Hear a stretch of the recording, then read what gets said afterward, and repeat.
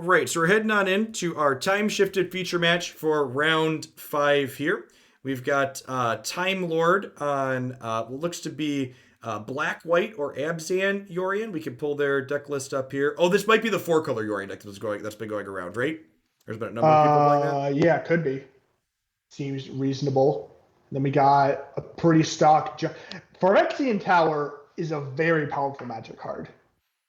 Yep. That's like, I don't know. It's interesting, right? Because historic is like similar in a lot of ways to what the stuff they have in like Pioneer or like Standard plus a little bit, but then it just has like random good cards that would like see play in like Modern or Legacy, and Yep. Phyrexian Tower is definitely one of those. Yeah, and core spirit dancer too, right? So like there's a number of these decks that like Yep.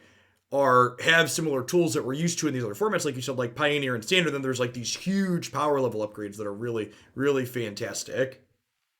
So, I feel like I should know who Lavunga is. Is that the Lavunga, Rivals player? that is a member of Rivals, who invited a number of people that ended up playing in this tournament, and they won one of the I forget if it was a championship or invitational. Their branding went back and forth there for a little bit, but they won one of the large arena tournaments Okay. at the start of all those getting set up here. Yeah, and they're coming out to a very strong start. I was gonna say if hopefully they can ramp it. So can they play this on turn 3? They can, yeah. So They can, right? they've got two mana dorks, and then Phyrexian Tower is the sixth mana. Is 2. I would do that. Yeah, I, and this is yeah. this is why their archetype is just so powerful, because for people that aren't familiar with how this sack deck works, they okay. So we're gonna take it slow. They're the professional. I am not.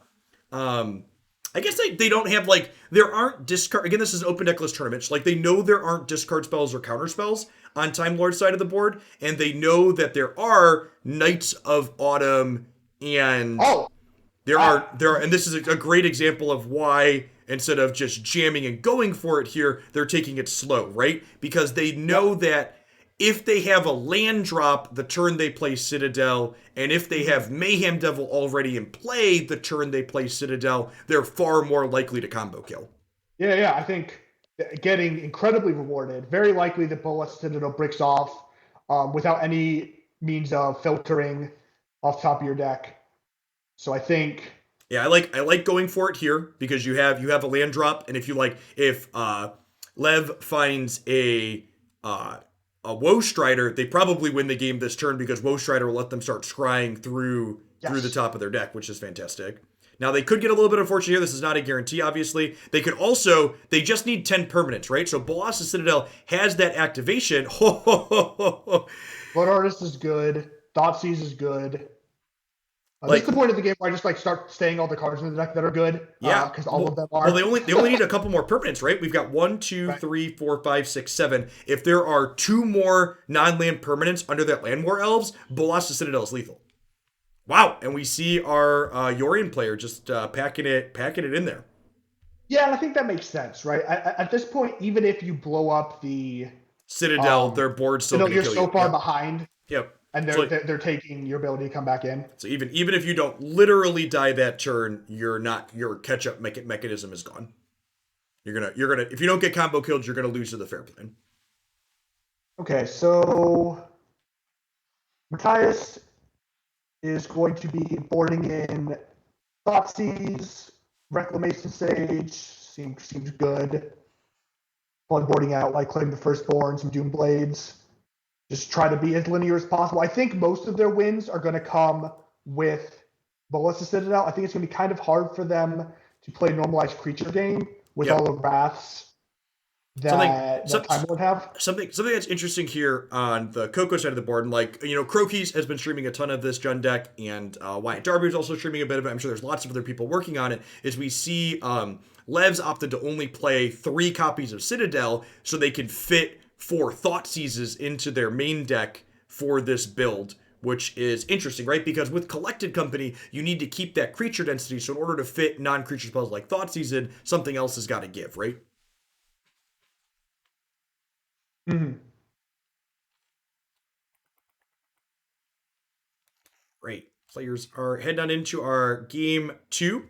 Our 4-color Enigmatic player is down a game, so they'll get to be on the play here. Okay. We have a kind of okay hand, like your 4-color mana base is basically a Gates deck, so okay. Very disciplined mulligan there, don't hate it at all. And rewarded with a pretty decent oh, pretty decent 6 there. We're gonna get to curve birth. Yeah, I think the curve of birth into enigmatic incarnation is what this deck is mostly trying to do, right? That gives you access to either Knight of Autumn or Deputy of Detention, so Well, you can try so to. something that's actually awkward here, the way the timing works out is that birth kills itself at the start of your 4th turn. So you actually can't, if you birth on 2, you actually can't incarnation and sacrifice it on 4. Well, that's awkward. Yeah, it is. It's a scotch awkward. All right, Disdainful Stroke, good pickup. And we see Time Lord prioritize putting Yorion into their hand as opposed to holding up the Disdainful Stroke this turn, which I suppose makes sense. Collecting Company, like, we don't have to worry about Citadel this turn, it doesn't look like. Mm-hmm. I kind of expect Reclamation Sage to tag this 04. You can start pressuring your opponent. Yep. Especially with the redundant Reclamation Sage in hand, I feel like if you didn't have a second, you might want to be conservative with your first one. But I agree with you. I kind of like bumping off the 04 and starting to get in here. Yeah, if you play Paradise Druid, I could see that if you were. All right, I guess I want to play Paradise Druid. I do like ramping into the Citadel. I'm a little worried that even you have to hit exactly Phyrexian the Tower. Yeah. Yeah. I know, like, you, again, because deck lists are open, you know Disdainful Stroke is something that you potentially have to think about in this game, so you could kind of know that, like this here, the way Lev has set themselves up here is if they hit the tower, they get pretty rewarded, right? They get to play the Citadel this turn with when the Disdainful Stroke is not being held up. For sure. And then by playing the Enigmatic Insight, they get to potentially ECD next turn and then get the trigger. But it looks like that's just going to get blown up here. And then Matthias is only 1 land off of being able to cast Citadel, so that's probably going to be good here. Yep. And now, like, on Time Lord side of the field, I assume, like, at this point, you're in hold up Disdainful Stroke mode. Like, we've got history. Yeah, have to be. We've got history of Benalia here, which can start generating board presence, which is actually very good, right? Because the history of Benalia. Oh, we're Conqueror's Death. Oh, all right. So we're tapping out. That was not the saga I was expecting. Yeah, this is definitely a big, like, hold your breath type moment. Like, with the third land happening on Lev's side of the board, you can see them bouncing over the Citadel there. Like, okay, this is our window. Let's draw that land and slam our payoff. Yeah, I mean, I expect Woe Strider to stack at least the Reclamation here to try and dig for that draw land into the land. Yeah, maybe the Blood Artist. The Blood Artist is rough because the Blood Artist is part of what lets you keep going.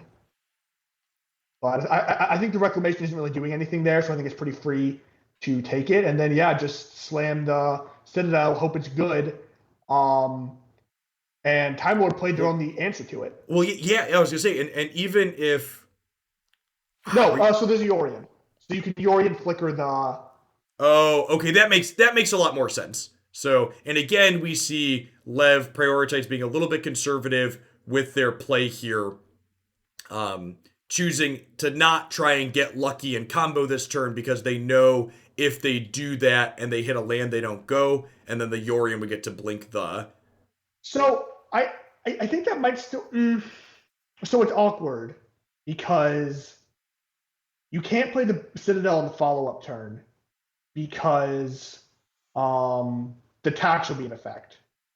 But it's awkward now that so they played around the card in hand, Yorion, but now it's awkward that Time Lord also has this Disdainful Stroke. So it'll be interesting to see if... Love it. And we see Collected Company here giving some really powerful sequencing choices to play around things like counter magic in addition to sweepers in some of their matchups. So Collected Company going to allow Lev to leverage their mana here. And if Time Lord takes the bait, there's going to be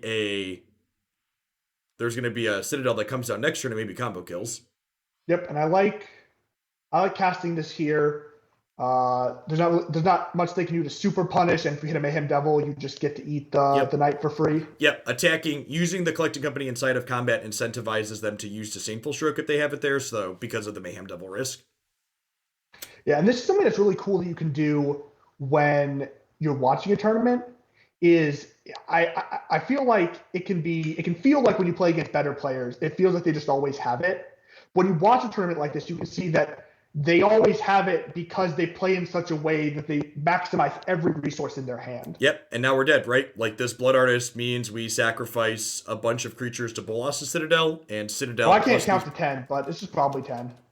Plus these Blood Artist triggers. We're at 9 with this 2-1. Yep.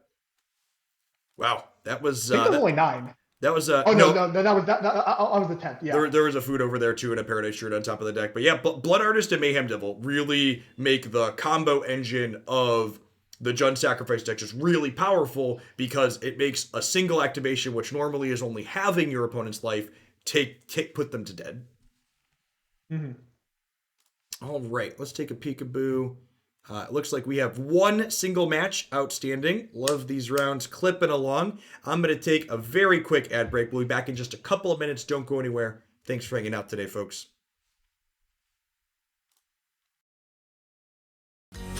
Today only, Cool Stuff Inc. is